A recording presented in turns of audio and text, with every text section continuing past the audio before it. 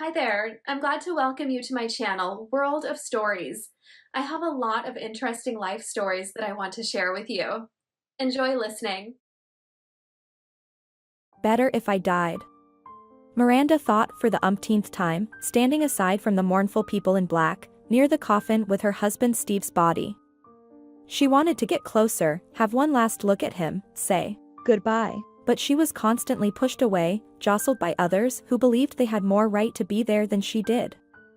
And she was unnecessary, unwanted, and displeasing. At the heart of this unfolding tragedy was her mother-in-law, the majestic Miss Julia, immersed in her maternal grief. People approached her, hugged her, offered words of comfort. She had the right to shed tears and exclaim with genuine suffering, seasoned with inevitable theatrical drama. Here, she was an actress too. An aged prima donna, cast in the role of a grieving queen, but still magnificent and recognizable. The cemetery was her stage now, and Miss Julia was skillfully playing that part. Worse can't be. A new thought emerged in Miranda's foggy mind. As the young widow watched people bustling about, listening to sobs, the clicks of cameras, and the presence of journalists who had somehow snuck in, she felt only one thing, the presence of her and Steve's child, stirring in her womb. A child who would never see their father. And how was she supposed to go on now? She was wrong. Things could indeed get worse. Having indulged in the universal recognition of her own sorrow, her mother-in-law turned her eagle eyes on the slender figure in black. You. Her voice cracked into a screech with something bird-like in it. Probably how harpies scream. It's all your fault. Wretch. You killed my Steve. Silence fell. People turned their heads towards Miranda, who shrunk, trying to become even smaller. Which, her mother-in-law continued to expose her. It's all your fault. You poisoned my dear boy with your vile potions. Look, he's in the coffin. Admire. But you won't enjoy it for long. You miscalculated, you wretch. Don't count on any inheritance, your feet won't step into our house. Do you hear me? Leave. Today. The camera shutters clicked like gunfire, eagerly capturing the impending scandal. Dozens of eyes looked at the girl with condemnation. Some were even gloating. What have I done to all of them? Why do they hate me so? What for? Miranda felt tears welling up in her eyes. In the midst of complete silence, a voice filled with hatred spoke up. It was Michael, Steve's brother.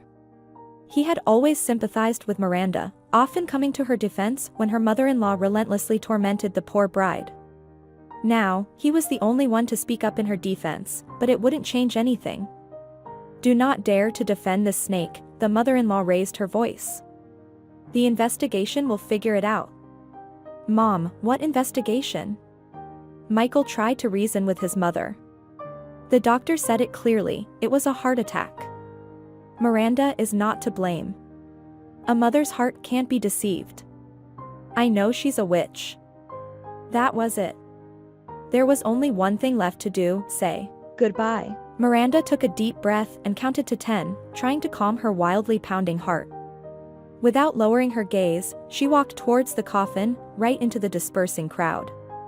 Malicious whispers could be heard from behind, but no one dared to stop her. Her husband's face was very pale, and he seemed smaller, as if withered. He was not the same anymore.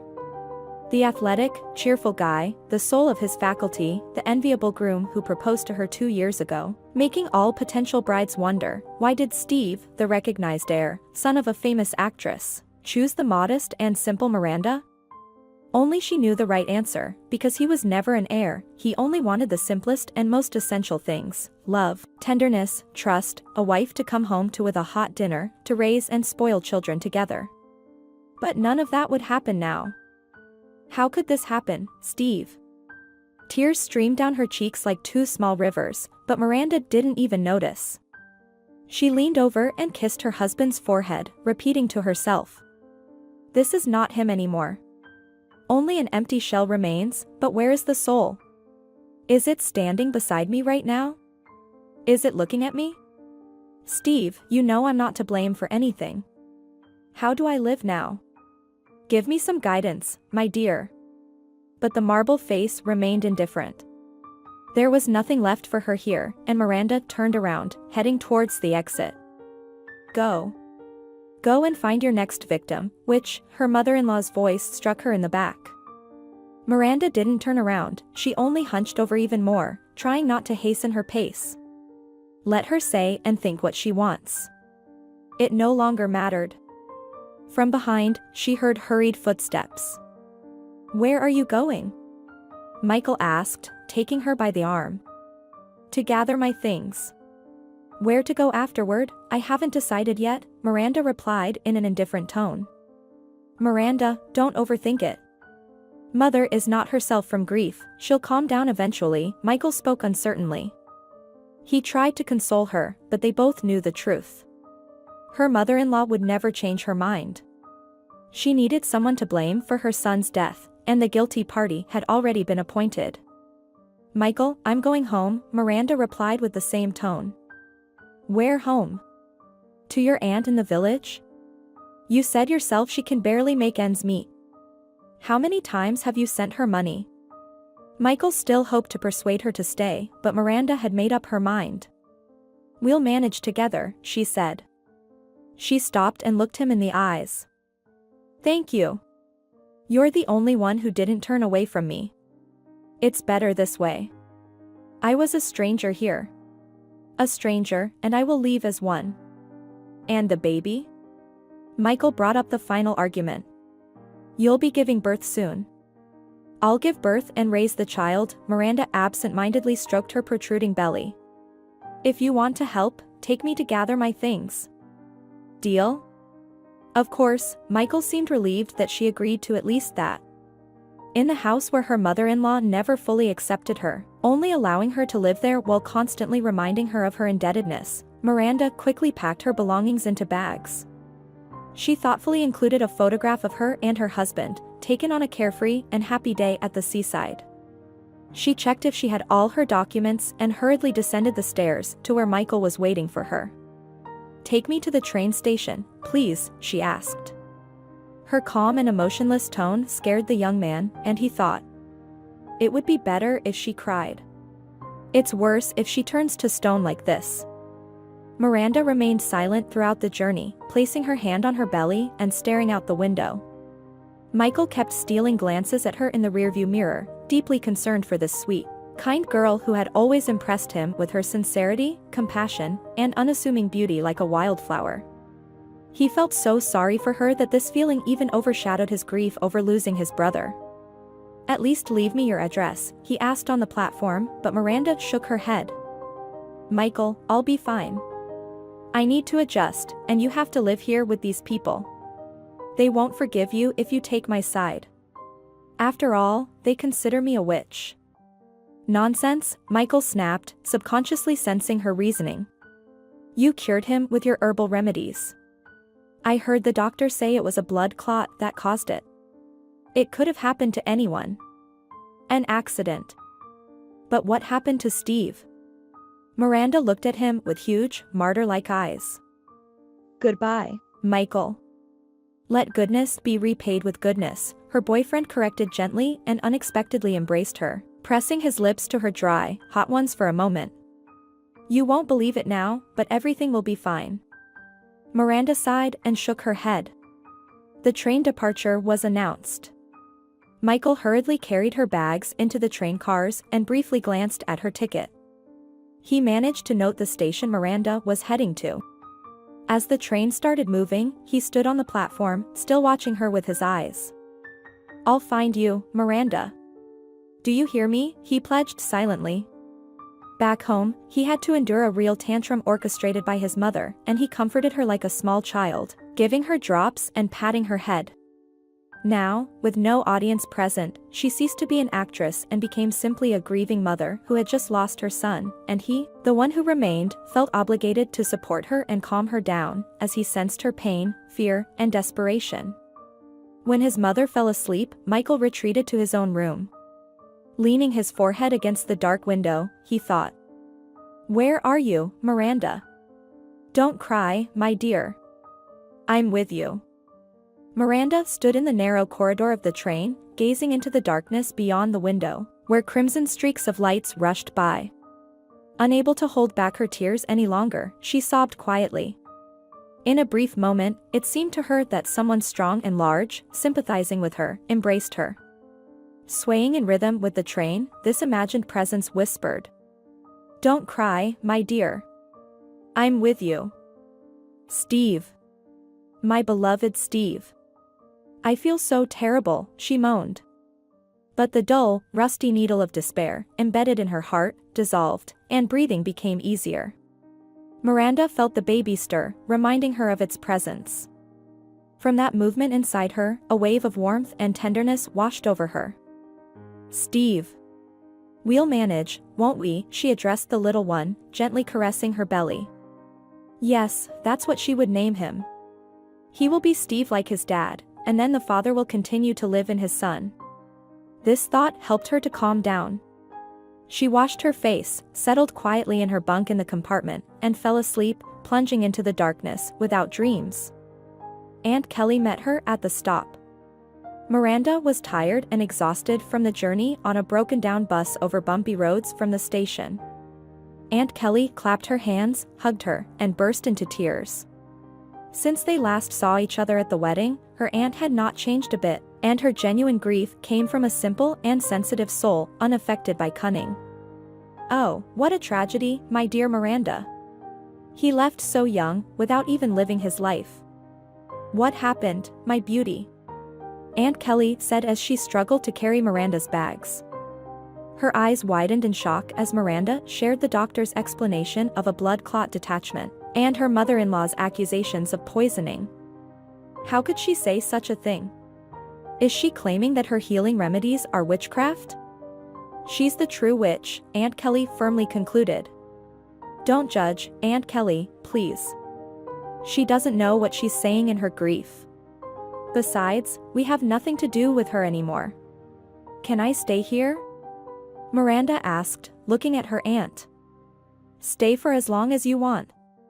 Aunt Kelly waved her hands, placing the luggage on a bench near the house. Half of the house is yours by inheritance after Ben and Meg's death. Don't worry, I've kept everything in order. I don't need anything extra. Thank you.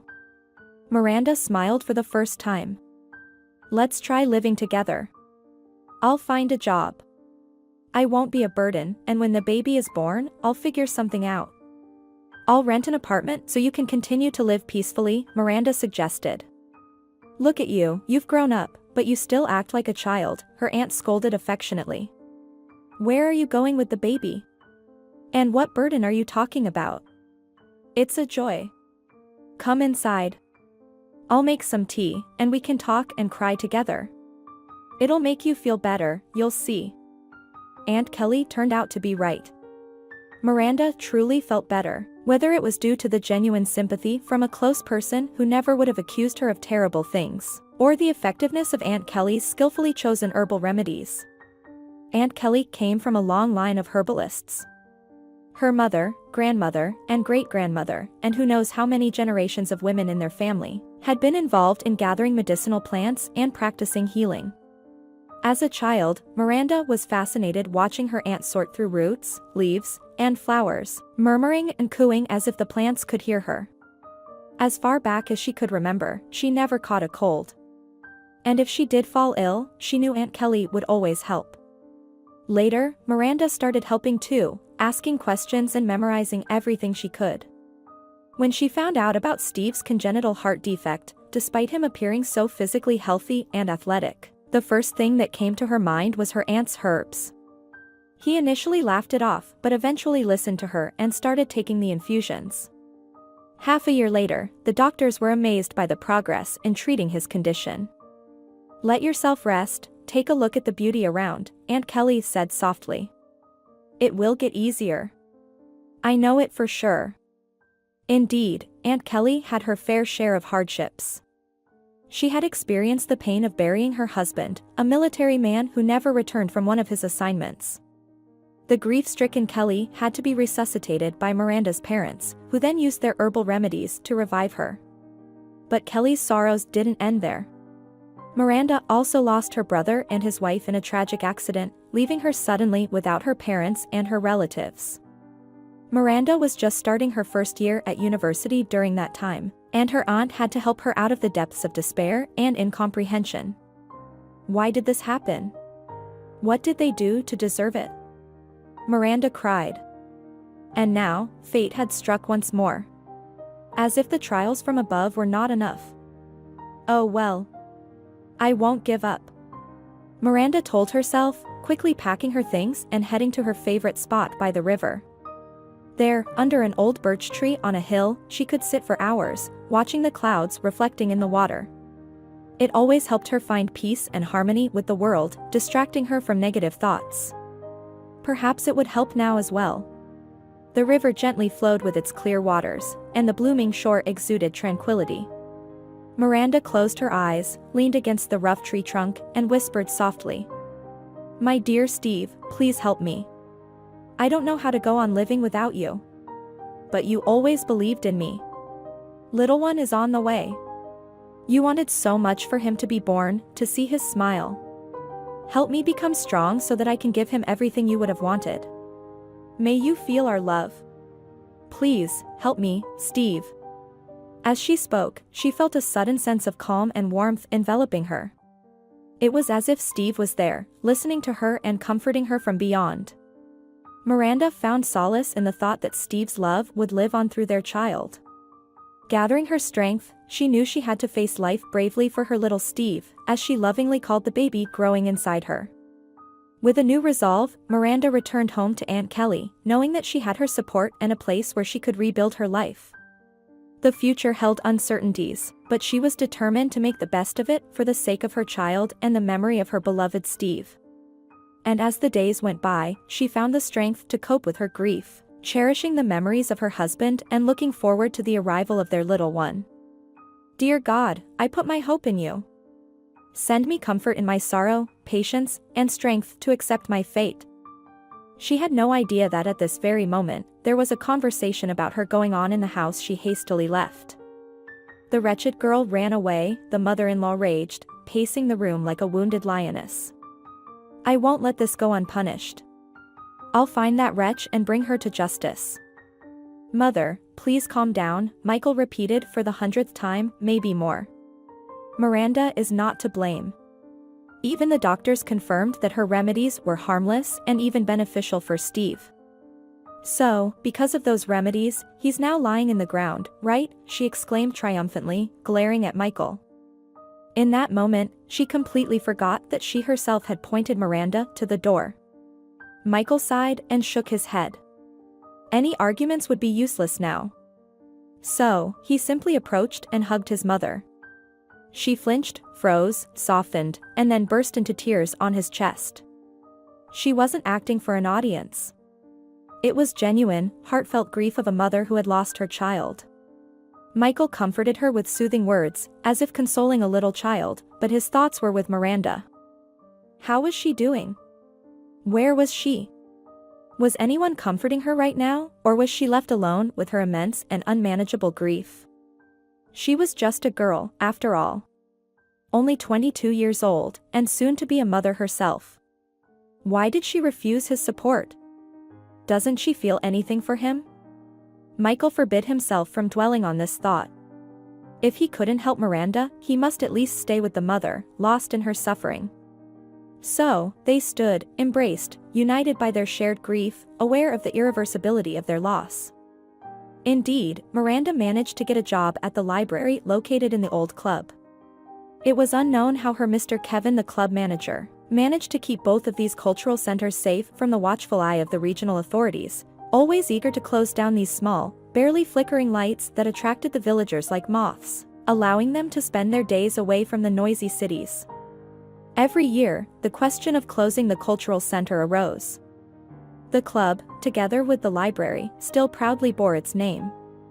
But Mr. Kevin went places, made phone calls, and everything remained as before. Apparently, the club manager had connections, or perhaps there were still people who knew and loved the once famous Bayan virtuoso, Mr. Kevin, on a national level. Mr. Kevin was delighted to see Miranda, as if she were family, and quickly processed all the necessary paperwork. Aunt Kelly stood nearby, her hands folded on her ample chest, approvingly observing his actions. By the glances Mr. Kevin threw at her, Miranda suspected that there was something more significant than just neighborly relations between the two. She understood and felt happy about it. It's difficult for a woman to manage everything alone, especially in the countryside.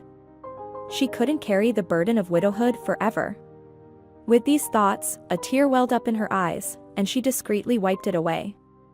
Mr. Kevin pretended not to notice and said in a deliberately cheerful voice, "Well then, let's go check out your workplace and take care of business." The library occupied a small office, filled with shelves of books. Miranda quickly read the titles and was surprised. "There are not only classics but also new releases here," she remarked. The club manager understood her bewilderment and proudly stated, "What did you think? Just because it's a village, there's nothing to offer?" Mr. Kevin knows his business. He's ready to do his best for the locals. "Mr. Kevin is doing a great job," Miranda praised sincerely and asked, "Do people come to read?" "Those who can come, do come. For those who can't, you'll deliver the books yourself," the club manager replied, adding, "For so many years, we haven't lost a single reader, and that's what matters." Exchanging glances with Aunt Kelly, he suggested that Miranda settle in, and they both walked out. The girl looked around, took a seat at the desk, found a box with forms, and flipped through them. All the surnames were familiar. She hadn't visited her aunt in 2 years, hadn't seen the neighbors, and had immersed herself in a completely different life, a happy life unfamiliar to a village girl. Memories engulfed her, and she leaned her head on her fist, lost in thought. She had met Steve when both were finishing college. As tradition dictated, graduates encouraged those who were just beginning their student life. They organized a real celebration with performances. Miranda was supposed to sing. She had a good voice, well-trained, but then a glitch occurred. Just before going on stage, she was informed that the guy who was supposed to accompany her on the guitar had suddenly fallen ill. Maybe he overindulged the night before, who knows? The act was about to fall apart. Miranda felt disappointed and was about to leave when a tall, smiling guy with a guitar approached her and asked, "Do you need someone to play for you? Are you Miranda?" "Yes, I am," she replied, looking at him in surprise. There was no mistake. Standing before her was Steve, the darling of the professors, the college star, the object of affection for all the girls. "I was told your act fell apart. You were going to sing," he continued to inquire. Miranda named a popular song among the youth in English, thinking with a hint of irony. "Well, what does that give you?" But Steve only paused for a second, touched a string, strummed a chord, then another. "Is this okay?" "Awesome," Miranda genuinely admired, and she began to sing with his accompaniment. He didn't just play, he improvised too. Together, they created a sensation that evening. Later, he insisted on walking her back to the dormitory, and Miranda didn't object. They strolled through the night city, talked, and then Steve escorted her to the dormitory building without even asking for a cup of tea. This surprised her even more and appealed to Miranda. "I'd like to see you tomorrow," Steve said when she was already reaching for the doorknob. "And the day after tomorrow as well." She turned around. He was looking at her without a hint of a smile. "It seems like I'd like to see you every day for the rest of my life," he said, looking into her eyes. "Seems like?" Miranda tried to joke. However, Steve nodded in agreement. "All right. But will we definitely meet tomorrow?" "Definitely tomorrow," Miranda replied, waving to him as she closed the door and hurried up the stairs past the stern dormitory guard. Unable to resist, she peeked out of the window in her room. He was standing on the sidewalk, looking up as if he was sure she would appear there. Miranda laughed and blew him an air kiss. Steve made a gesture with his hand as if catching it and only then walked away. Miranda then tossed and turned on the hard dormitory bed for a long time, thinking that he didn't even attempt to kiss her. Strange. After all, Steve had the reputation of being a playboy, a golden boy. And such people quickly take whatever they want from life. Or not. She got the answer on their third, or was it fourth, date when she asked him directly why he didn't want to kiss her. Steve lowered his long, almost girlish lashes and whispered softly. "Do you understand? You are so extraordinary, like a flower or a butterfly that landed on my palm. I'm very afraid that suddenly you'll flutter away from my life." "Don't be afraid. I won't fly away," Miranda firmly replied and kissed him on the lips. And the next day, he brought a beautiful box with a ring and got down on one knee, asking her to be his wife. It felt so old-fashioned, like something from a movie, that Miranda even thought he was joking. However, his face remained completely serious, and she herself didn't know how she responded with agreement. Everything that happened afterward felt like a fairy tale. Trying on dresses, booking a restaurant, sending out invitations. It all truly resembled a movie about a beautiful life. Miranda only didn't understand one thing. Why was Steve delaying the moment of introducing her to his family? He had already told her that he lived in an old mansion with his mother and brother, and Miranda had shared her sad story about the accident. "You see," he began slowly, as if carefully choosing his words. "There's no problem with my brother. You'll like Michael. He's our wunderkind, the pride of the family, a wonderful guy. But my mother, she's used to being the queen on stage and in her own kingdom. Actresses are a peculiar bunch, and she also feels that she's aging and probably won't like having a young and beautiful woman living in the same house. But we can live separately, right?" Miranda didn't understand. Steve promised to resolve this issue immediately after the wedding, and they didn't talk about this delicate topic until then. There, in the luxurious hall of a fashionable restaurant, feeling like a fairy tale princess, beautiful in a snow-white dress and a veil, Miranda became the wife of Steve. The mother-in-law didn't utter a single spiteful word. She kissed her daughter-in-law ceremoniously, but the look she gave her left no doubt. She declared war, in which Steve would only belong to one victorious woman. The newlyweds did try to live separately. However, just a week later, the constant evening calls started. Steve's mother demanded his mandatory presence at all premieres, gala evenings, and social events that Ms. Julia constantly organized. Refusals were not accepted. She would immediately fall ill, complain to all acquaintances about the coldness of her elder son, swallow pills by the handful, and still get her way. The tragicomedy ended when Steve, averting his eyes, suggested that his young wife move back to her parents' home. Miranda reluctantly agreed, thinking that submission and calmness might achieve more than stubbornness and resistance. Besides, she was already pregnant and hoped that the birth of their child might thaw the ice between her and her mother-in-law. In reality, everything only got worse. Returning from work, Steve found himself in the warm embrace of his mother. She prepared his favorite and most delicious meal, cooed over him, and bombarded him with questions, not giving Miranda a chance to say a word. Seeing the hostility between his wife and mother, Steve unintentionally took his mother's side and started reproaching Miranda for not finding common ground with her mother-in-law. Things became even worse when Steve's congenital heart condition flared up, causing anomalies in his heart valve. The house began to smell of medicines more often, and Steve would quickly tire. It was then that Miranda, feeling desperate, remembered all her knowledge of herbal remedies. She secretly went outside the city to gather herbs, dried them, and prepared infusions without her mother-in-law's knowledge. Once, when Ms. Julia caught her preparing a decoction, she yelled as if Miranda had really decided to poison her son. From then on, the young woman prepared remedies in secret. She was determined not to back down, especially since she saw positive results. But then tragedy struck. They received a call from the hospital informing them that Steve had passed away. From that moment, Miranda's life turned into a living hell. Steve's mother was taken away in an ambulance. They met again at the funeral, which was organized by Michael. He turned out to be exactly as Steve had described him: intelligent, friendly, kind, and level-headed.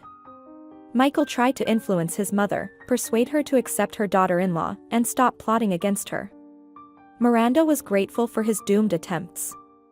Furthermore, being in his company made her existence in this huge fancy house with family portraits on the walls more bearable.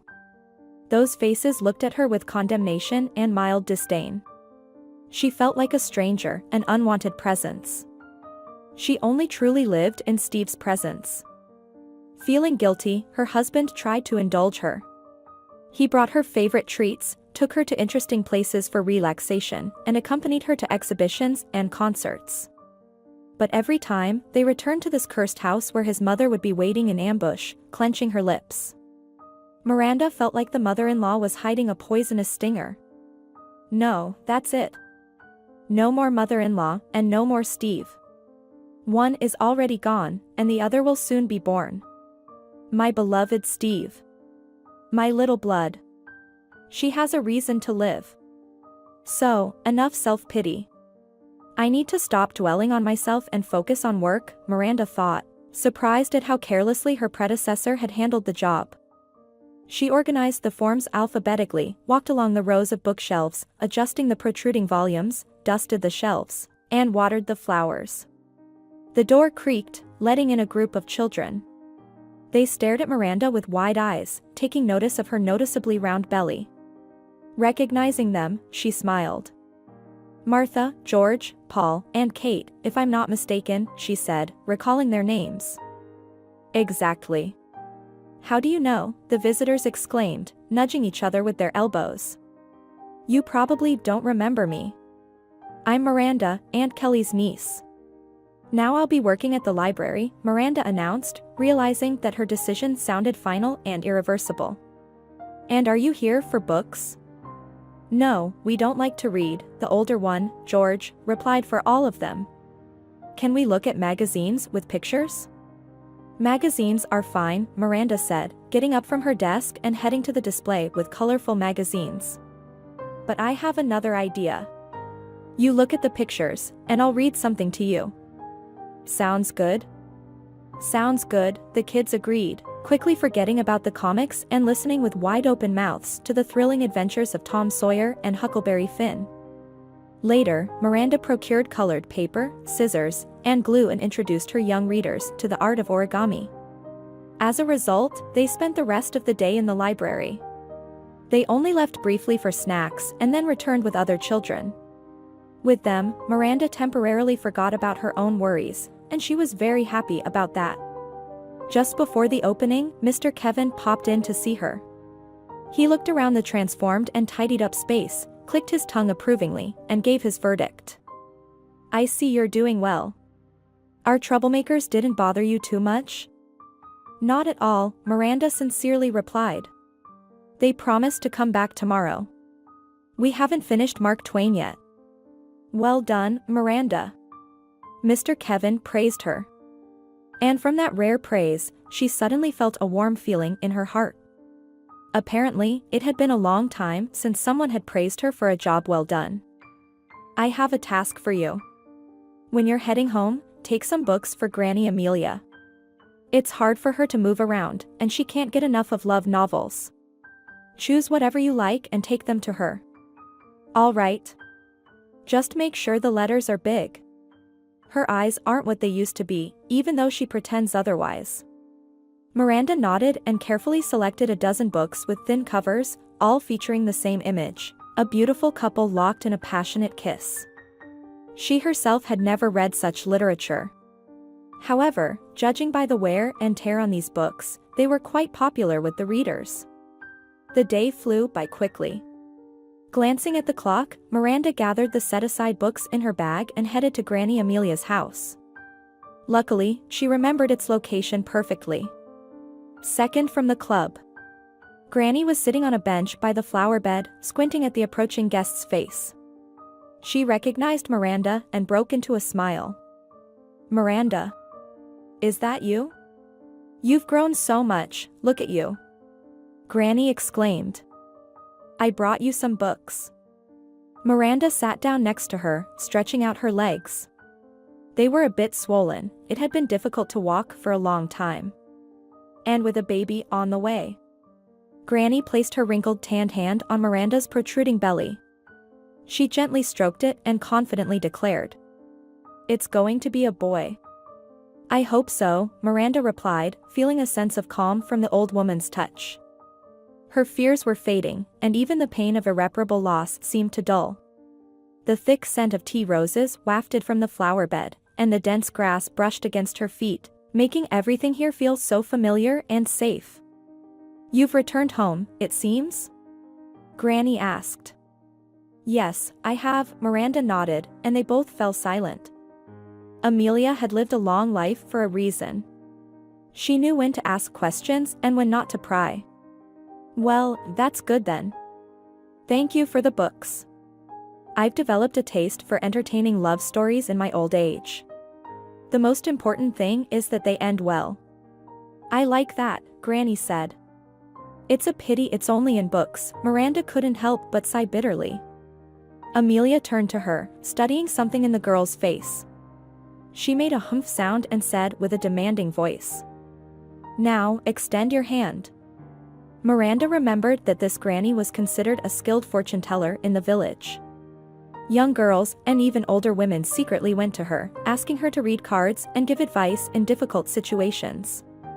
There were rumors that Amelia's family had genuine gypsy roots, and everyone claimed that her predictions came true. Miranda had never sought fortune telling for herself, and honestly, she didn't believe in it.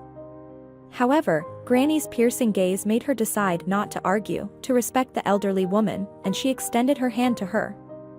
Amelia turned her palm upwards and started scrutinizing the intertwining lines, murmuring to herself, "Well, what's there?" Miranda couldn't resist her curiosity and asked. Granny released her hand, paused for a moment, and then licked her dry lips. "All sorts of things," she finally said. "You've experienced great sorrow. You've lost a loved one, and there's still much more to endure, not only for you.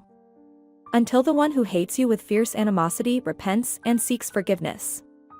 She won't repent." Miranda didn't even bother asking how the old woman knew about her mother-in-law. "For sure, Auntie must have spread gossip around the village about my husband, but as for the hatred, she might have guessed it. Of course. She'll repent when the time comes. And you forgive her. Don't hold grudges against her. She's not herself from sorrow. She doesn't know what she's doing," the old woman continued. "And one more thing the lines told me, great support and love will be with you, don't push it away. Accept help from the one who loves you, and then everything will be as in those books of yours."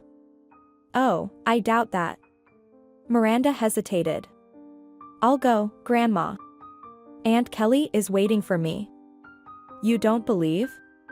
sighed Amelia. "It's all right. You'll believe later. Just remember my words, they'll come in handy. Now go, Miranda. Go. Take care of yourself. You're due to give birth in 3 months, right?" "Exactly." Miranda didn't marvel at how accurately the grandma determined the pregnancy term. After all, she had lived her life and accumulated worldly wisdom. "I'll come back soon and exchange the books." "Come back in 2 days, then." Amelia smiled, evaluating the stack of books Miranda brought. "I don't have much to do, and I don't watch TV. So I'll convince myself quickly. Besides, the letters in these books are so big." "Thanks, you made an old woman happy. Goodbye, Grandma Amelia."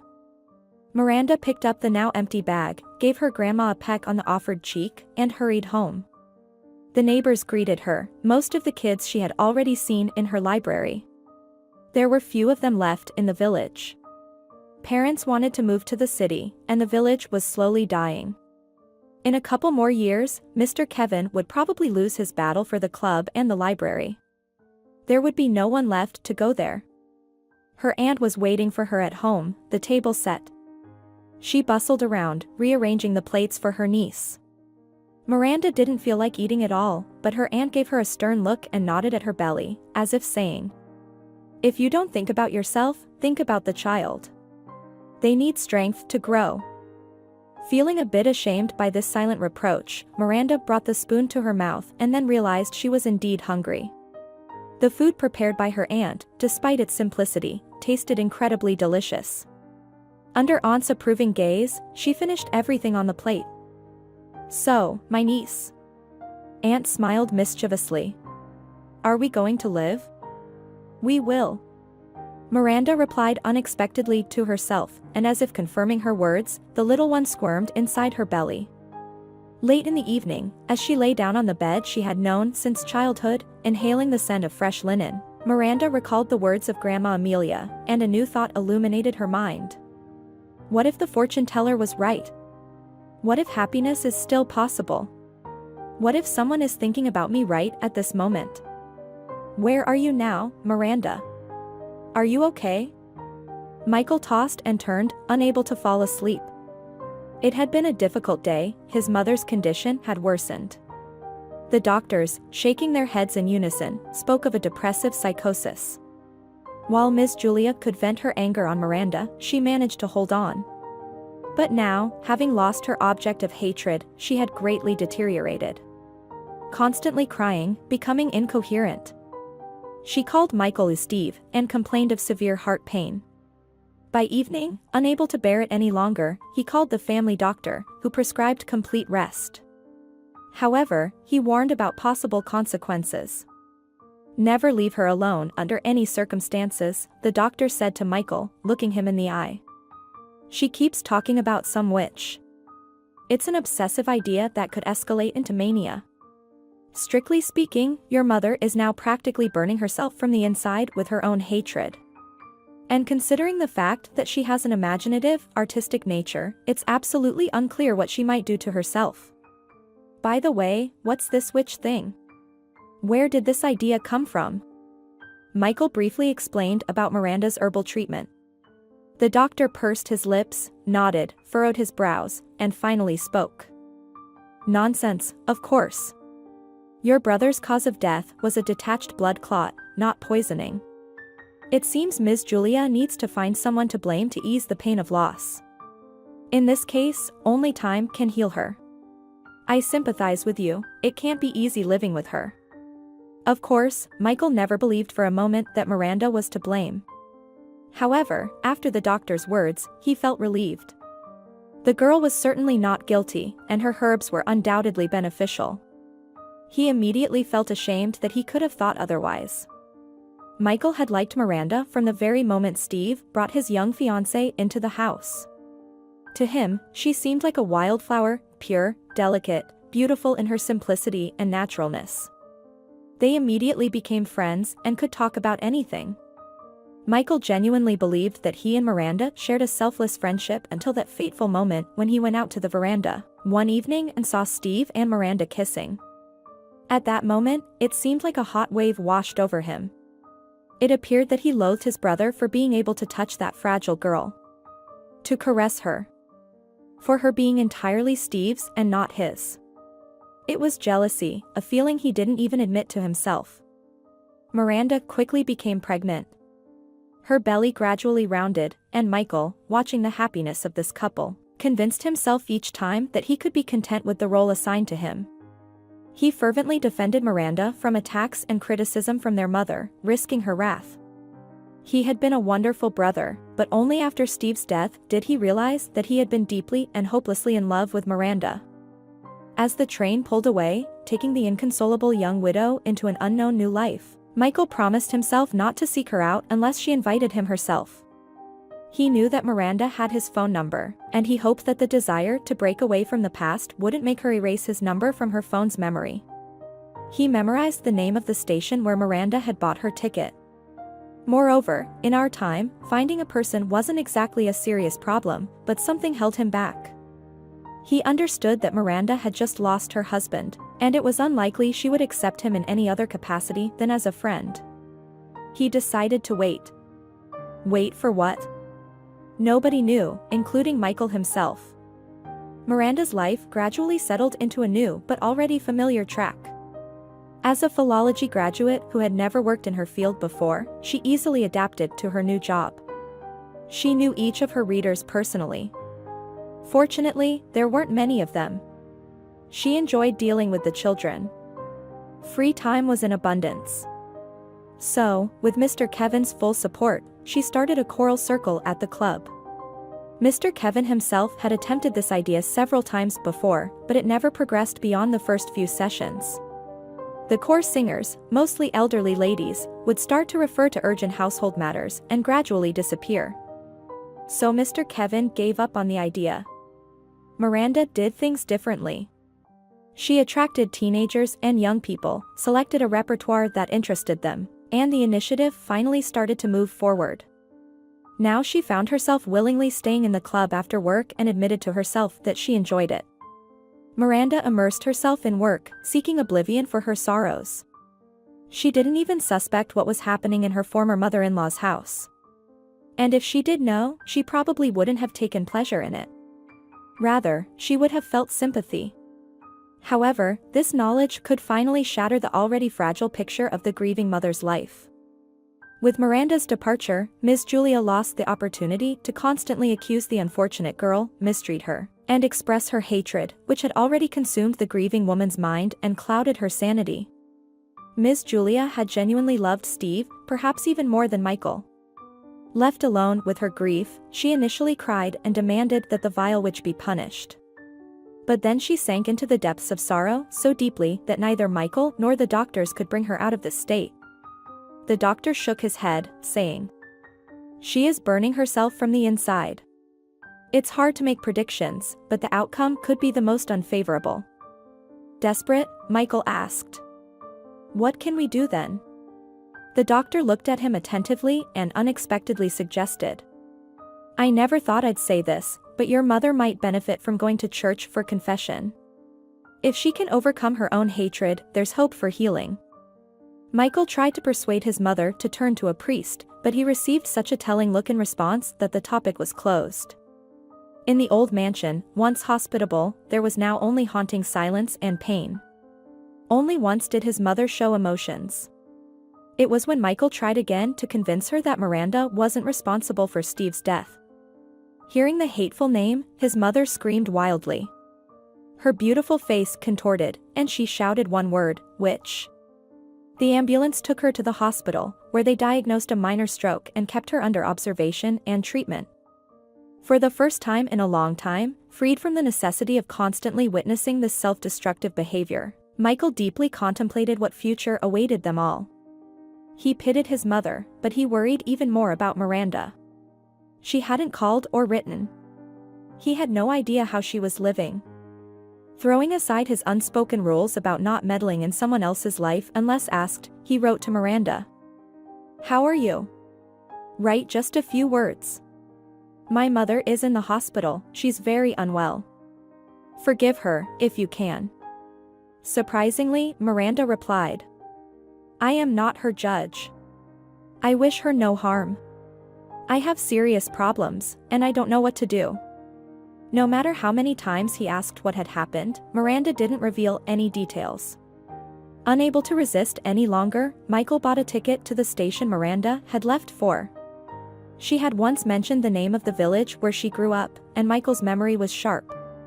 Soon he found himself on a bus, determined to find the runaway girl and help her, no matter what. Miranda indeed had serious problems, and their names were Peter. Peter was once her classmate and even had tender feelings for her. After school, fate dramatically separated their paths. Miranda went to the city to study, while Peter got into trouble for hooliganism and causing harm to others' health. He received a minor sentence, but the criminal world only strengthened his self-importance, making him believe that he was cool and that he could do whatever he pleased. Naturally, he noticed Miranda's arrival in the village and soon paid her a visit, straight to the library. When he appeared, the children, frightened, hurried home, and Peter theatrically lifted his cap with 2 fingers almost up to his nose. "Hey, there. Don't you recognize your school friend Miranda?" During their school years, they were definitely not friends. Peter had despicable character traits even back then.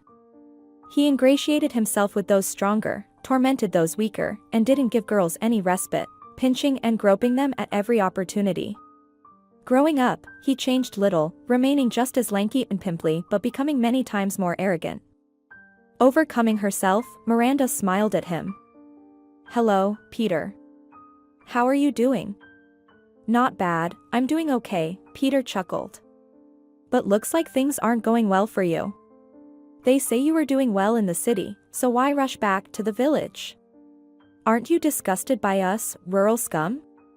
Miranda felt very repulsed, but she still tried not to fall for his provocation.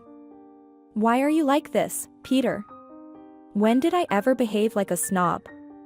Seriously? So you're happy to see me, right? Shall we kiss then? A welcome back kiss? He sauntered over to the table and audaciously ogled her now rounded figure. Are you my little fish with caviar? He laughed at his own joke. For a moment, Miranda closed her eyes, gathering her strength. With someone like Peter, you had to give him a strong response right away. Show any weakness, and you were done for, no escape, he'd taunt you at every step. We've seen each other, and that's enough. I'm not going to kiss you. So, goodbye. The smile vanished from Peter's face, replaced by a wolfish snarl. So, that's how it is? Maybe I just wanted to enjoy some culture and read a book? But you've killed that desire. I might just complain about you.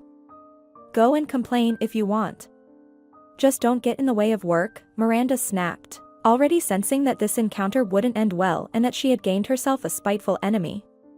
Talking about work? Peter scoffed and spat on the clean floor through his teeth. By the way, I'm curious. How did they manage to hire you with that belly? I should probably inquire about possible abuses and misconduct here. Who knows how it will turn out? Maybe you won't only want to kiss, but you'll also tip over on your back, and then we'll be begging, for sure. Turning his back to her, Peter walked towards the door. On the way, he deliberately brushed off a few books, and the door slammed shut. Miranda remained sitting, gazing into space, berating herself for the situation she found herself in. Stupid. Couldn't you have stayed quiet? Joked it off? Now this scoundrel will take advantage of it, just to cause harm and show his dominance. That same evening, she told everything to Mr. Kevin. He reassured her. Don't worry, Miranda. There are no violations with your documents. You've been temporarily hired for half a position until we find a replacement. So, you don't need to worry about that. As for Peter's interest in you, I'll try to handle it. He's a shady character. I'll talk to him nicely so he doesn't cause trouble. But talking nicely didn't work out. The next day, Mr. Kevin didn't come to work. Concerned, Aunt Kelly found out that he had been beaten up by hooligans and was now in the hospital. Oh my God. What is happening? We've never had such trouble before. Why did he get involved with these criminals? Because of me. Miranda confessed, telling the whole story of what happened yesterday. What to do now? Aunt Kelly exclaimed, raising her hands. Peter is a terrible person. He'll definitely cause you trouble. He won't let you go easily. You should leave, Miranda. Where would I go? Miranda sighed. Steve will be born soon. It's not the time for moving, you can see that. Besides, is there really no way to deal with Peter? Mr. Kevin already tried, Aunt Kelly sighed. And you see how it turned out? Maybe I should report him to the police? Miranda suggested uncertainly. Aunt Kelly waved her hand dismissively. That only happens in the movies, brave law enforcement rushing to help citizens. Ours won't even bother. Why should they? Moreover, Mr. Kevin doesn't plan to file a report. He's ashamed. Ashamed that he couldn't handle it himself. And he feels sorry for those fools who got involved. They'll end up in trouble due to their stupidity, ruin their own lives, and their parents will cry. But cunning Peter himself didn't physically get involved, he just egged them on from the sidelines. So, he seems to have no direct involvement. Aunt, what should I do? Miranda couldn't hold herself together and burst into tears. Kelly approached her, hugged her, and pressed her against her ample chest. She rocked her like a little child. Oh, my poor girl, my unfortunate little one. Is there really no one in the whole wide world to stand up for you? Her worst fears were realized on the same day when she went to work. Miranda saw Peter lurking near the club. With a smirk on his face, the scoundrel approached her closely and blatantly stared at her chest. What's up, chick? No defenders left? Maybe we can make a deal? You won't lose anything, and I'm ready to comfort a poor widow. Even though you're pregnant, I'm not picky. Miranda silently squeezed past him and almost ran down the corridor. In the library, she locked the door and froze, listening to her heart pounding furiously. Several minutes passed until she heard surprised children's voices and knocking on the door. Ms. Miranda, why is it locked? We saw you come to work. Hello, kids. She forced a smile as she opened the door. It was just an accident. Ms. Miranda, Peter asked about you, said a lively girl with braids. You know him, right? My mom says he's not a good person. It's better to stay away from such people. All right, Lee. I'll keep that in mind. Miranda composed herself and went back to her usual tasks, trying not to think about the fact that sooner or later, she would have to leave the safe space. But who was she fooling?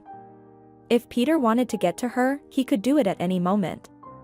Her worst predictions came true. In the evening, Peter was waiting for her on the same bench where a pile of cigarette butts already lay. Approaching Miranda, Peter got up and slowly walked towards her, enjoying her confusion and fear. He dragged out the moment. So, here's what I've decided, chick, he began, stretching out his words. You're a clever girl. You've been married before.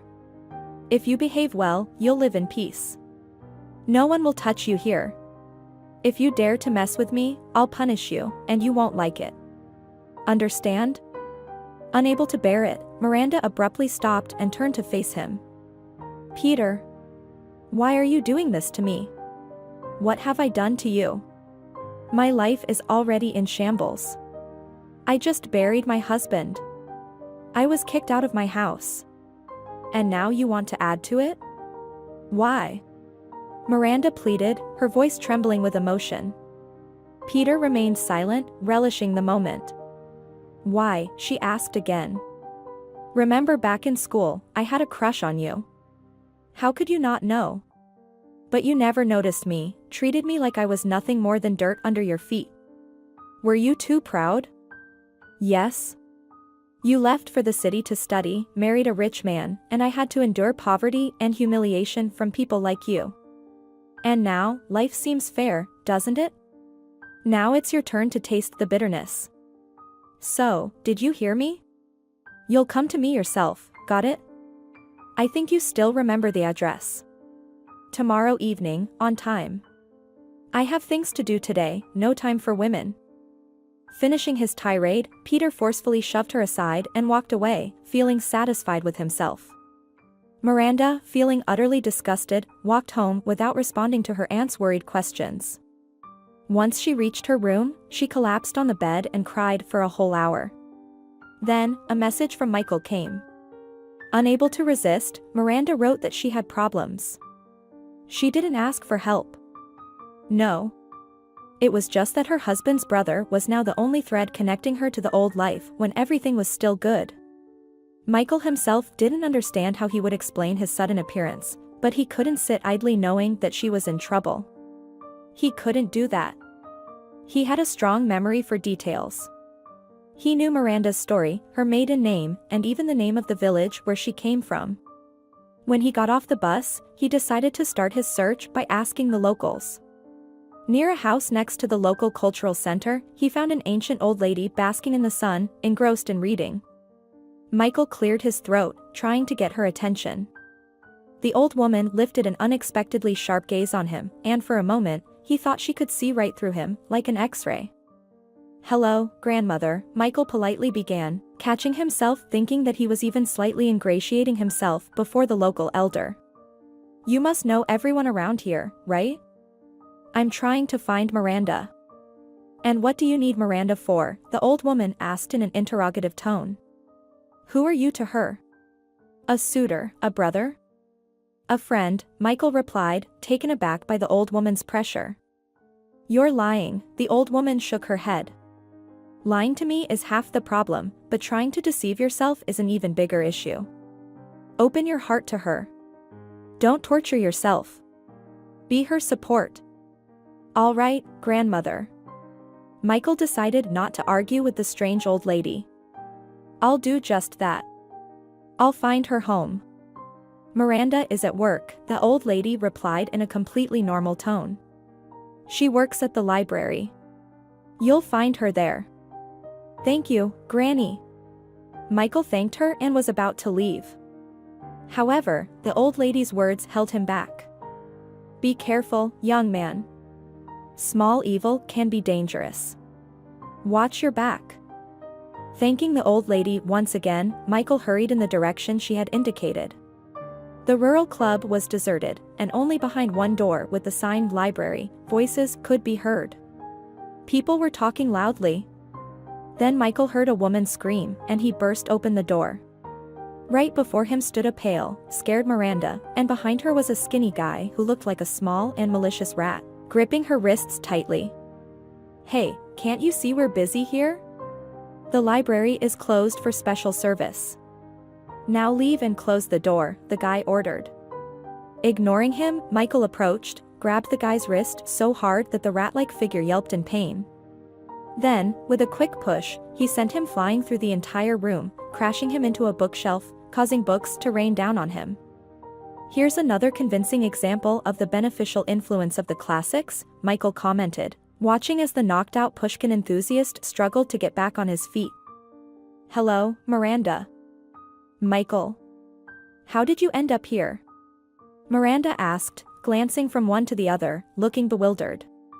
Oh, just decided to sign up for the library, Michael joked. Before Miranda could reply, the guy, Peter, emerged from the pile of books.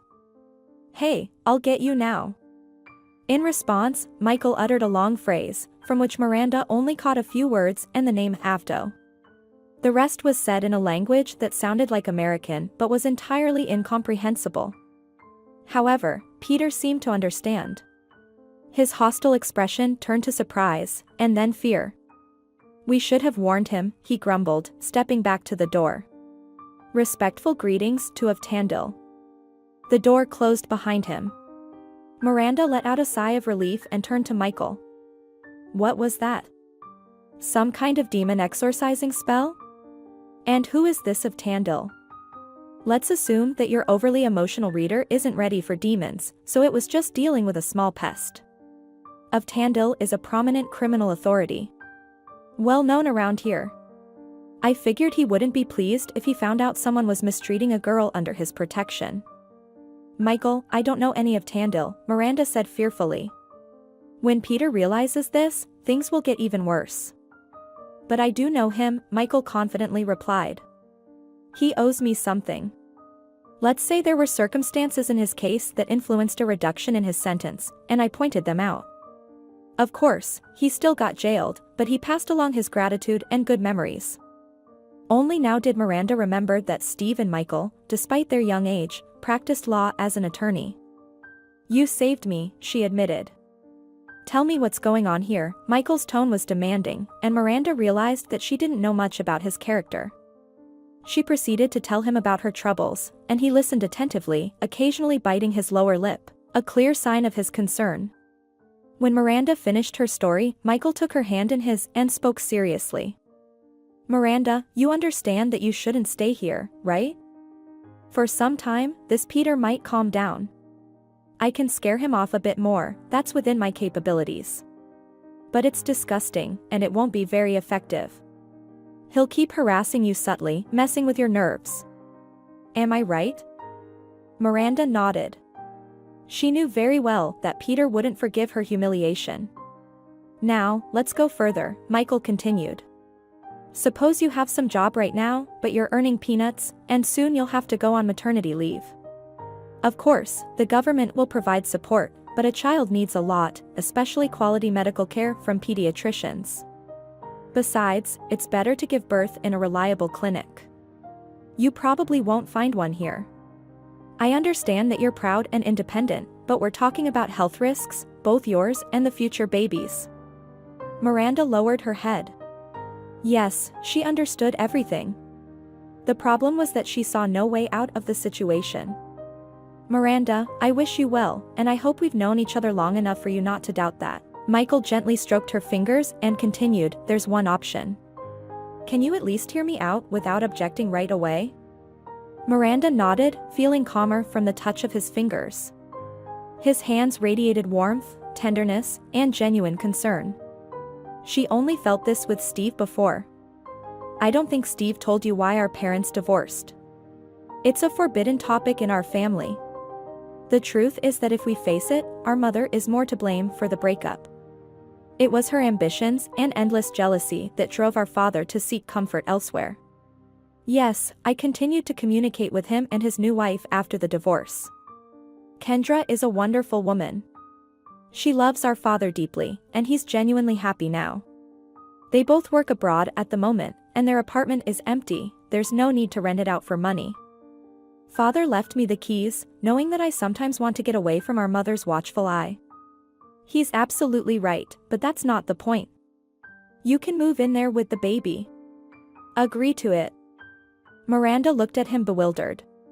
Michael was indeed offering a solution to all her problems, but she felt incredibly awkward about accepting his help. "What about work?" she said, trying to find a reason to resist. Michael just waved his hand in response. "I think that issue can be easily resolved. Where is your employer? I'll talk to him and sort everything out." "He's in the hospital," Miranda sighed. "He got beaten up, and it's because of me." Michael frowned. He didn't like this turn of events. "It seems this punk feels invincible. I assume you haven't reported this to the police?" Miranda shook her head. "Peter didn't beat Mr. Kevin himself, he sent some boys after him. They are afraid of him, so they follow his orders." "I see," Michael said, deciding something in his mind. "And where's your aunt? She needs to be informed that you're leaving." Miranda noted that he spoke about her move as if it were already decided. Somewhere deep inside, she felt a whisper of pride. But her rational mind understood that Michael's actions were driven by genuine concern for her, and maybe something more. "Aunt is in the hospital with Mr. Kevin." Although, she quickly glanced out the window, there they both come here. "Great," exclaimed Michael. "That means he wasn't hurt too badly. We'll sort everything out now." Aunt saw Miranda at the window and waved her hand. It didn't take even a minute before both of them entered the library. "Hello." Mr. Kevin looked at Miranda with surprise, gesturing towards Michael. The latter greeted him calmly. Aunt stared at him intently. "Oh, Mr. Kevin. I'm so glad you're well," Miranda sincerely said. "This is Michael, my husband's brother." As she said the word, a lump formed in her throat, and she swallowed it with difficulty, but she managed to compose herself. The men shook hands. Michael ceremoniously kissed Aunt's hand, making her blush and giggle like a schoolgirl. "Mr. Kevin, I need to talk to you." Michael briefly explained all his thoughts. The club manager listened without interrupting. Aunt nodded, looking significantly at Miranda. It was evident that she liked Michael very much. "You say it's urgent." Mr. Kevin made a decision, switching to a familiar tone. "I'll arrange for a replacement. Miranda wouldn't work too much anyway, now we need to worry about something else, not just make a penny. Besides, while I was lying in the hospital, I talked to my neighbor. He has a daughter who's currently looking for a job, and they live very close by. So don't think about it." "You say the apartment owners won't object?" He looked at Michael. The latter shook his head. "No, they won't.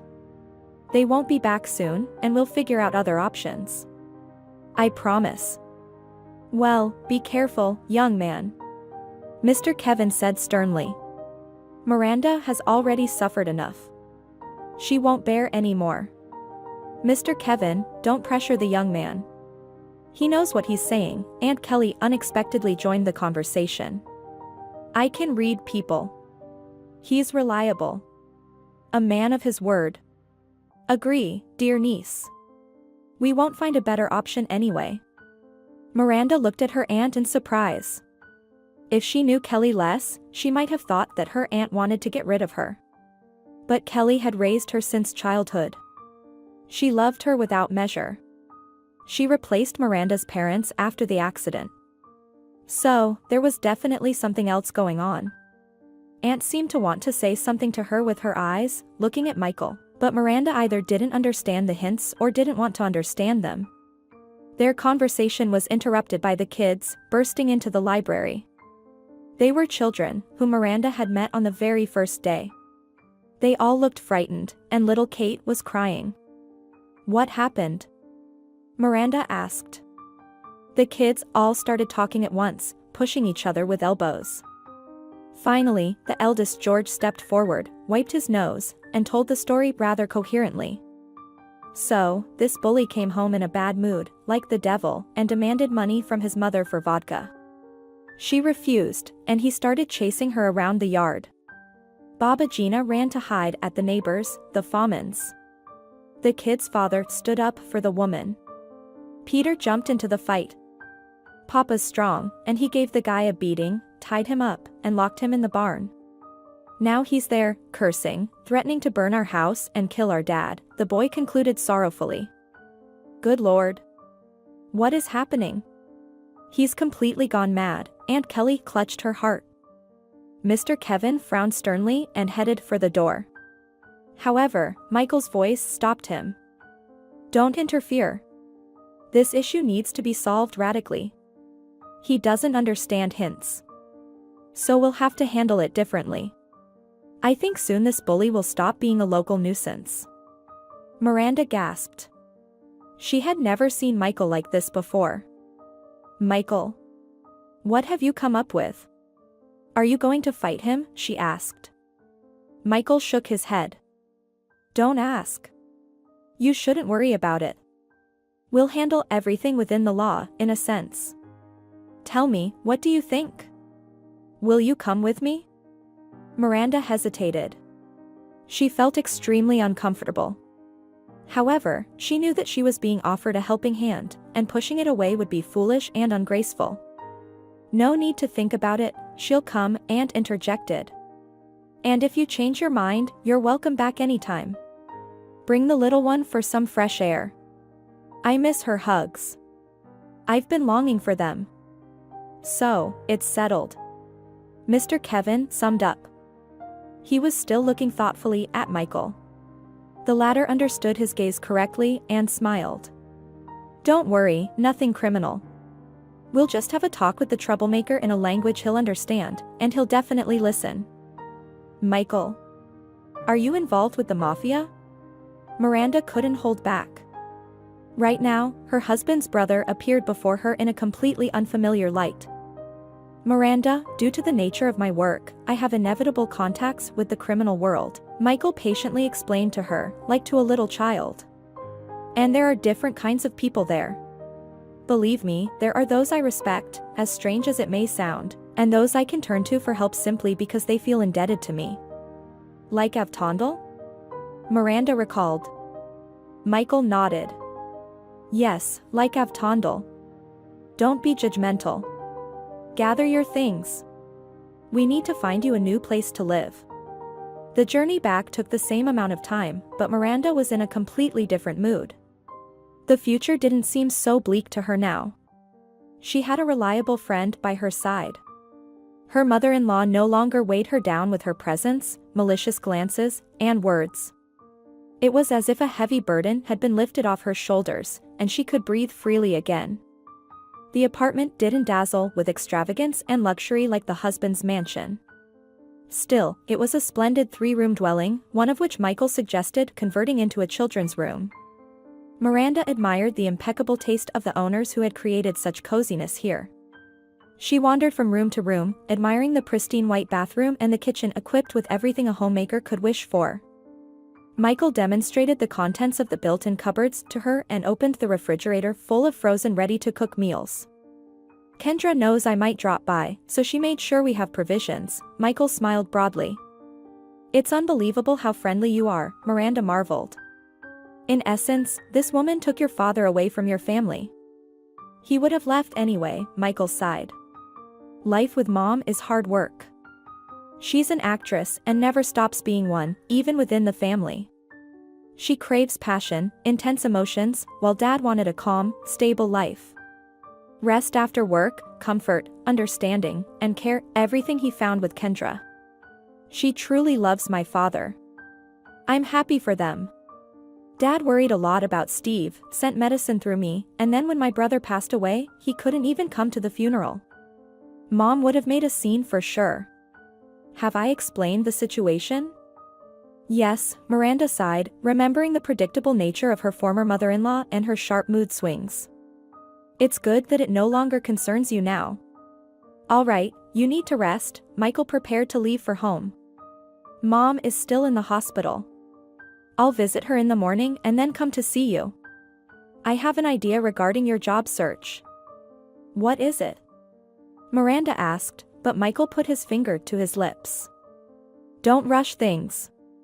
First, I need to check something, but I believe it will work out. How about I bake some pastries for your visit? Miranda blurted out, surprised by her own words. She really wanted to do something nice for this person. And she had flour, kefir, and apples in the house for sure. She had seen them during her inventory check. Sure. Michael looked slightly surprised but very pleased. Can you bake? Of course. Miranda sighed and added softly, I just didn't have the opportunity before, but I know how to do it. I'll check it tomorrow. Unexpectedly, Michael pulled her close to him, hugged her, and gently stroked her hair. Miranda felt like her heart was beating so loudly that he would surely hear it, and she would be embarrassed. However, Michael stepped back, waved to her, and closed the door behind him. And Miranda remained standing there, trying to figure herself out, her feelings, and convincing herself that it was just an expression of friendly concern, nothing more. Steve. My beloved, she addressed the one who could no longer console her. How I miss you. No one can replace you. No one. She spent the rest of the evening in tears. The nervous tension of the past few days took its toll. Moreover, no one could see her now, so Miranda allowed herself to be the young, inexperienced girl she had been, overwhelmed by a deluge of misfortunes. However, she quickly pulled herself together. She enjoyed a relaxing bath with foam, put on a fluffy robe, and realized that the world wasn't such a wretched place after all, and she would manage to cope. In the morning, well-rested, Miranda indeed started making the pies. Cooking in her new kitchen was a real pleasure, and she even hummed softly while working on the dough and the filling. When the doorbell rang, she had just taken a baking tray with fresh pastries out of the oven. The delightful aroma filled the kitchen, and she, feeling satisfied with herself, rushed to open the door for Michael. Don't you have a key? She asked in surprise, letting him in. Michael shook his head. Now you are the host here, and I am the guest. I think it would be right if you keep the keys, Michael said, admiring the divine aroma that filled the air. Oh, what is that heavenly smell? These are the pies waiting for you, Miranda flustered and pulled him by the hand. Let's try them while they are still hot. It seemed to her that Michael's hands trembled as if her touch deeply affected him. However, he quickly regained his composure, and proud Miranda poured tea, serving him a plate of pastries. The pies turned out to be a real success. Michael enjoyed them and praised her cooking. She herself ate 2 of them and, in these moments of peace and tranquility, felt extremely content. By the way, Michael regretfully put down the half-eaten pie, intending to return to it later. Yesterday, I promised to discuss your job search. Tell me, what languages do you know? English, French, and my German is passable as well. Why? Miranda looked at him with curiosity. Great. Michael gave a thumbs up. Would you be interested in doing poetic translations? One of my acquaintances is French. He wants to publish a book in Russian and is looking for a translator who can not only do a literal translation, but also preserve the author's style. Would you be up for it? Miranda pondered for no more than a minute. Firstly, she had experience in this field, and her translations had been used as examples at university. Secondly, if it paid well, it would be a dream job. I need to try it first. Show the result to the author, she cautiously began. If he likes it, then, of course, I'll take on the project. Excellent. Michael took out a small notebook from his bag. I was sure of your answer, so I already sent the original text. You can start. You'll find the author's contact information there. If you have any questions, call and discuss with him. He's a nice guy with a good sense of humor. Although, he'll undoubtedly try to flirt with you. You know, French guys know their way with beautiful women. Miranda felt a pleasant warmth in her heart when Michael called her beautiful. She glanced at the notebook, feeling like a child looking at a box of candies. She couldn't wait to start working. Michael understood her excitement and laughed. You'll have plenty of time. We haven't finished the pies yet. I'll wrap some for you, Miranda offered, but then winced, realizing it might look like she wanted to get rid of Michael quickly. But only later. Tell me, how are things? How is Ms. Julia doing? It was hard for her to even pronounce the name of the woman who despised her, but she was Michael's mother. It would be tantamount to becoming like her if Miranda didn't inquire about her well-being, and she didn't want that. Michael's expression darkened, and he shook his head. There is no improvement. On the contrary, the doctors say it's getting worse. However, there are no physical reasons for it. It seems like she's burning herself from within, provoking the illness. Today, they wouldn't let me see her, her condition was so hysterical. She goes from crying to using the vilest words. It's becoming like madness, Michael said. Why does she hate me so much? Miranda asked softly. She can't really believe that I'm a witch. No, of course not, sighed Michael. Mother doesn't believe in God, shamans, or witches. I think it's much simpler. Unintentionally, you became a rival for her love for Steve, and she can't forgive you for that. Just like she was jealous of father, and when he left, all her love was poured onto Steve. Mother would hate any woman who dared to get close to her Steve, especially if she won his heart. What about you? Didn't she love you any less? Miranda was surprised. It seems that Mother had a limited supply of love, and there wasn't enough for both of us. Believe me, sometimes I was grateful for that, because such passion is simply unbearable. It's despotic and consumes all the bright feelings. Now she is going through a very difficult time. She is sick and suffering. Try to forgive her, Miranda said, placing her hand on his. Michael covered her delicate fingers with his other hand, and both fell silent, feeling that something was happening between them that couldn't be named right away. Chemistry or magic? It didn't matter. They simply enjoyed sitting together, feeling the warmth and incredible tranquility. I have forgiven your mother, Miranda said softly. And I sincerely wish her to be free from hatred. I hope that will happen for her own good, sighed Michael, reluctantly getting up from his seat. Okay. It seems we both need to get to work. Call me if you need anything. And if you don't mind, I could visit you from time to time? This is your home, Miranda gestured with her hands. Then she realized that he was asking about something else and nodded. I would be very happy about that. Besides the pies, I also bake some excellent pastries. Michael let out a sigh of admiration and licked his lips. Pastries? I love them. Now our meetings become simply inevitable. Okay. I'll bake some tomorrow, Miranda laughed, neatly packing the pies into a bag and handing them to Michael. Take them. You can have them at work. The guy took the pies, looking at her with a very strange expression. What? Miranda couldn't hold back. This feels like a dream, Michael said very quietly.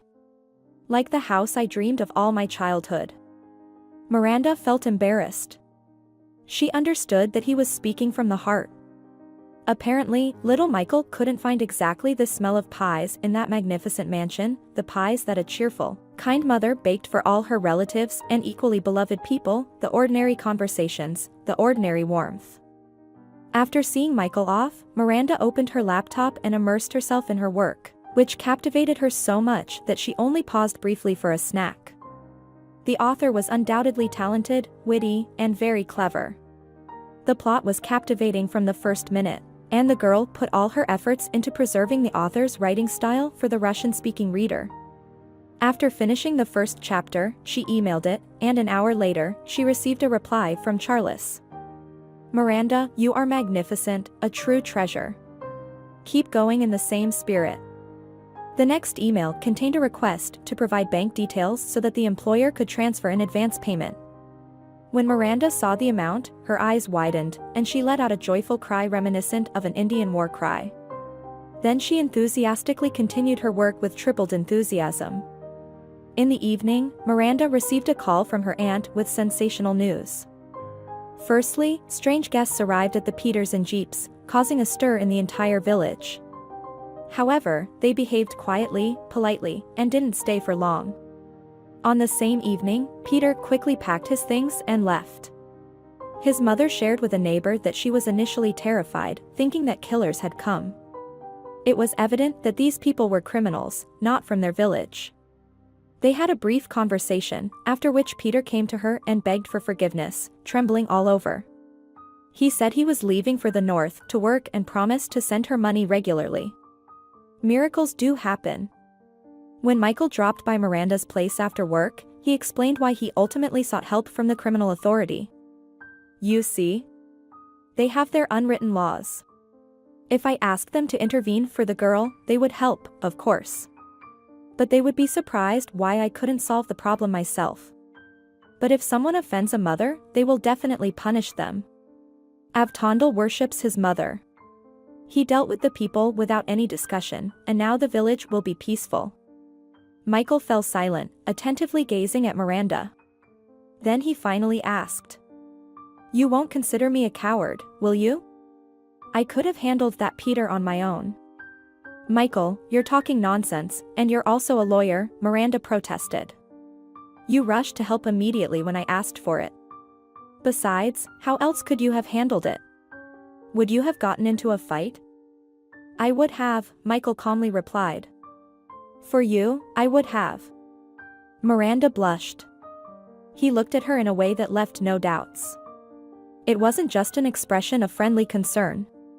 The girl quickly changed the subject, and that wasn't the only good news. "My aunt was so anxious about Mr. Kevin that she never leaves his side now. And he finally decided. He finally proposed to her. So, things have worked out there too. I'm very happy for them. See?" Michael smiled and gently stroked her hair. "Good news from all sides. There's one more. Charles writes that you're brilliant and praises you as if knowing you is his personal achievement.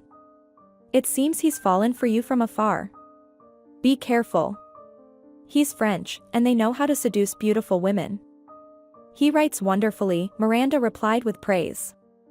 "I'm also engrossed in his writing, the plot is so interestingly constructed, and the characters are very colorful and vivid. As for seduction, there's no need to try. My love was buried together with Steve." Michael moved his chair closer so that they were sitting facing each other. Miranda was the first to lower her gaze. "Miranda, don't bury yourself along with my brother, please. I beg you. Believe me, time heals, it's not just empty words. Life goes on, and one day you'll be able to love again. Examples may not prove anything, but I also loved, deeply loved. But she chose someone else over me. At that moment, I promised myself that I'd never love again because love only brings pain and disappointment. Now I know how wrong I was." Their faces were very close, and their lips were almost touching. Miranda felt an irresistible pull towards this wonderful, kind-hearted man. However, she mustered her willpower and pulled away. "Michael, please, no. It's still too soon. Don't torture yourself, don't torture me." "Sorry," Michael muttered, lowering his head. "I really got carried away." "You have nothing to apologize for," Miranda reassured him quickly. "I'm immensely grateful to you. You'll always be my dearest friend." "Friend," Michael repeated, rising from his seat. "Okay. Let's discuss what we need to buy for the baby." Thanks to Michael's efforts, one of the rooms had already been transformed into a cozy nursery, complete with a comfortable crib, a changing table, and a host of other accessories to make life easier for the young mother and the baby. This setup excited Michael. He rejoiced like a child, seeing the result of his own work. Miranda was preparing to become an exemplary mother. She regularly visited the clinic, where they assured her that the chances of having a healthy baby were quite high. The only thing that weighed heavily on Michael's mind was Ms. Julia's condition. Hatred was consuming her from within, driving her to madness. As a woman already inclined to excitability due to her occupation, she was gradually sinking into an abyss of insanity, refusing food, talking to herself, and losing sleep. In moments of brief respite, nightmares haunted her.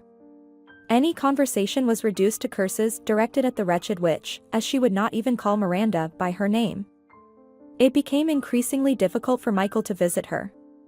He scolded himself, considering himself a bad son, but enduring his mother's fits of hysteria over and over again was an unbearable trial. Therefore, he often limited himself to providing her with everything she needed and then leaving, turning off his phone. If he didn't, she would immediately start calling and complaining about the clinic's poor treatment.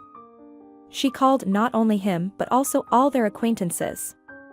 As a result, rumors about the deranged Miss Julia became a popular topic of discussion in the circles where she once moved and shone. At wit's end, Michael invited a priest to reason with his mother, but even this extreme measure did not produce the desired effect. The priest came out of the ward, crossing himself and shaking his head. "Forgive me, Michael, but your mother is possessed. She has created an image of an enemy and hates it with such fanatical force that even prayer is powerless against her fanaticism. I will pray for the softening of her embittered heart, and you pray as fervently as you can. Perhaps then the Lord will calm her passions, otherwise, the ending will be tragic." "I will pray for her too," Miranda said, lowering her head.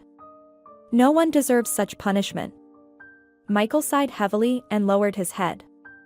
"Michael, you might not approve, but I brought some medicinal herbs from the village, including calming ones. I tried the decoction myself, it's harmless."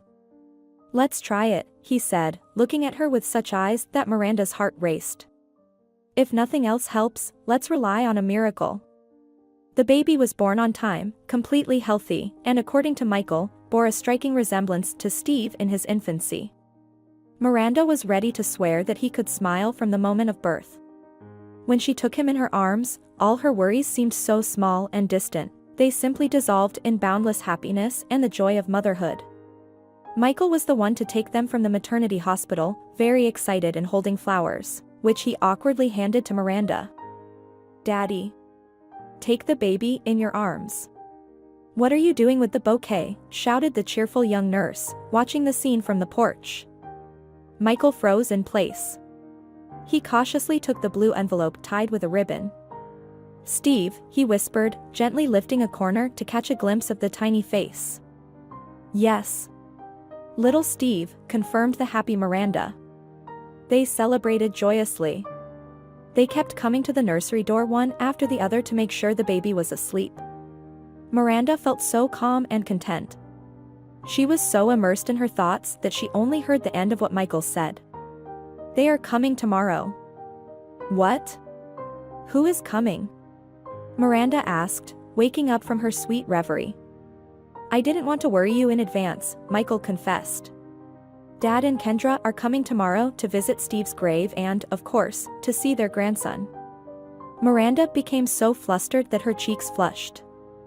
Observing this, Michael took her fingers in his and held them firmly. "Don't be afraid. You will like them, I'm sure." "And will they like me?" Miranda asked softly. "They will definitely like you. How can anyone not love you?" Michael replied seriously. And Miranda didn't remind him that there was such a person in the world. Miss Julia returned home quiet and lost. The threat to her health had passed. However, she never returned to the theater.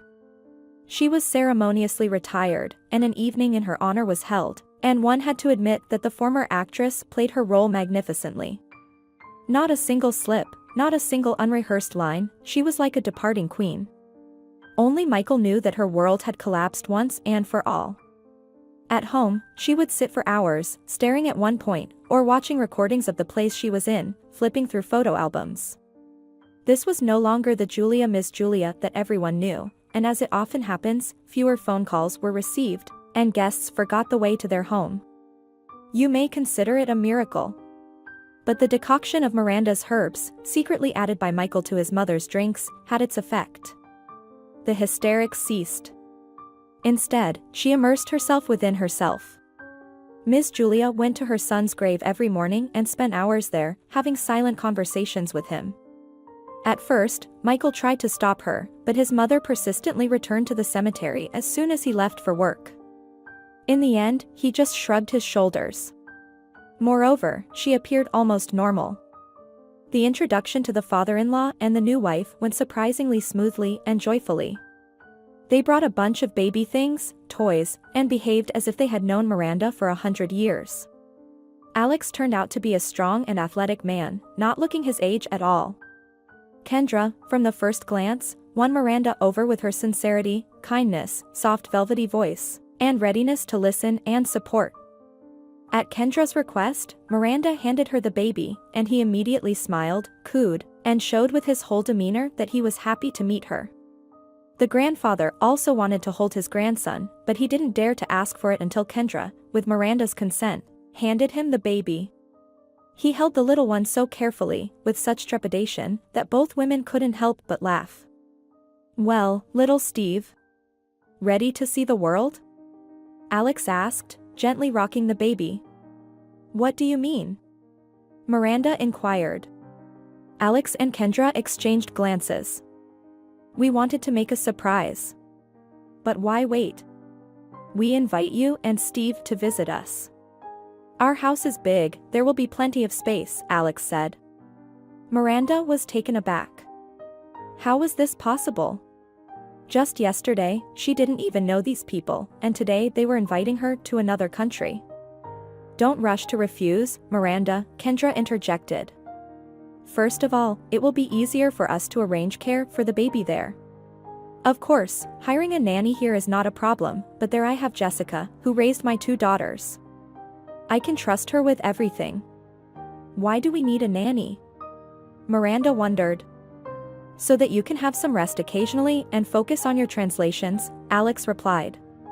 "Moreover, you will have a chance to meet Charles in person. It will benefit your cooperation.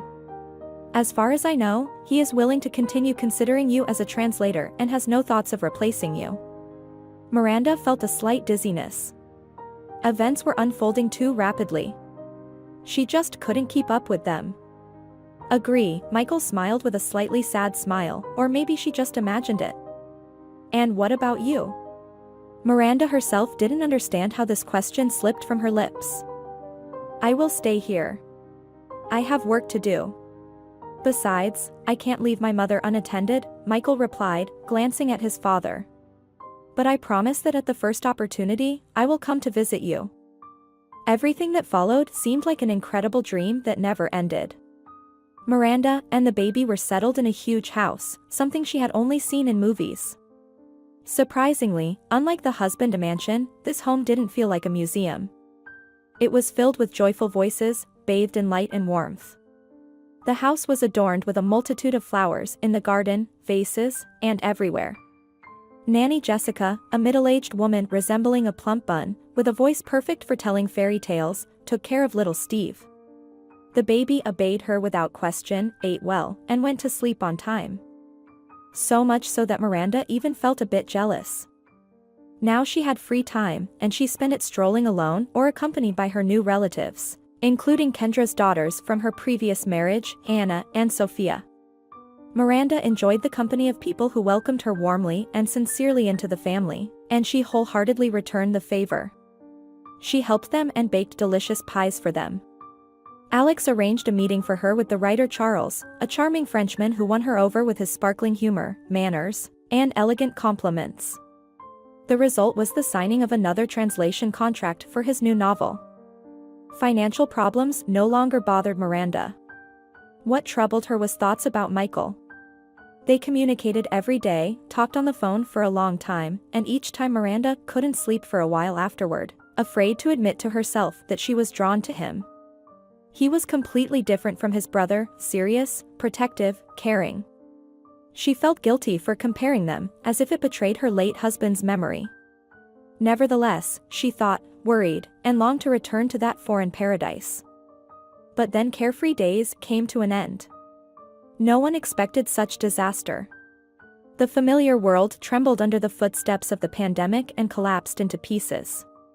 When the first wave of panic subsided, it became clear that the old life was gone, and they had to learn to live in new conditions that resembled a post-apocalyptic novel. The family took all the necessary measures. Disturbing news was coming from America. Michael tried to avoid the topic, but acquaintances called and told Miranda about the ongoing nightmare. Then came the day when Michael didn't respond. He sent a message saying that he wasn't feeling well. Miranda panicked and made a whole list of remedies for him. He teased her about it, but she could sense that something was wrong with him. Her fears were confirmed when he didn't call or write back. Miranda called repeatedly, making up various excuses that wouldn't hold up, as there was only one reason to explain everything. Michael was seriously ill. He was most likely in the hospital and physically unable to write or call. Alex also tried to find out something, but their common acquaintances had other priorities. They were focused on their own survival. Miranda was becoming increasingly anxious until one day the screen displayed a call from Michael.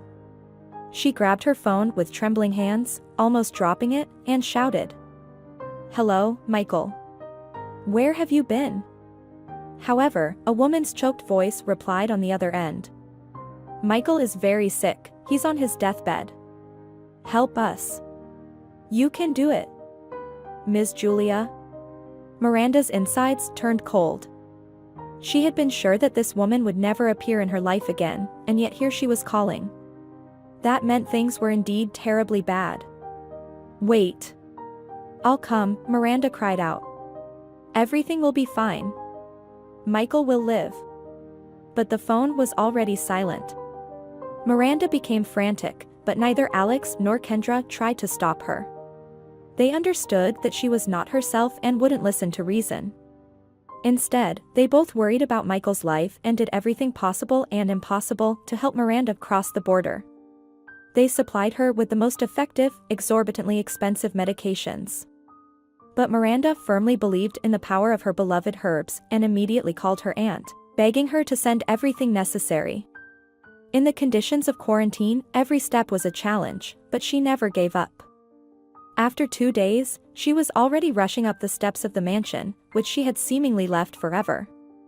"Where is he? Where's Michael?" she shouted, searching for him with her eyes. It took her a moment to notice the female figure sitting in a chair, wrapped in a shawl so that she first mistook it for a pile of discarded rags. "He's upstairs." They had him on a ventilator, his lungs were severely affected. They saved his life, but they couldn't avoid the consequences. "Michael is dying. First Steve, now Michael," the woman said. "I'm telling you, he won't die." Miranda felt an overwhelming rage she had never experienced before in her life. "I'll save him. I'm a witch, remember?" Her mother-in-law clasped her hands and wept. "Miranda, save Michael. I beg you. What's the point of my life if I lose my second son?"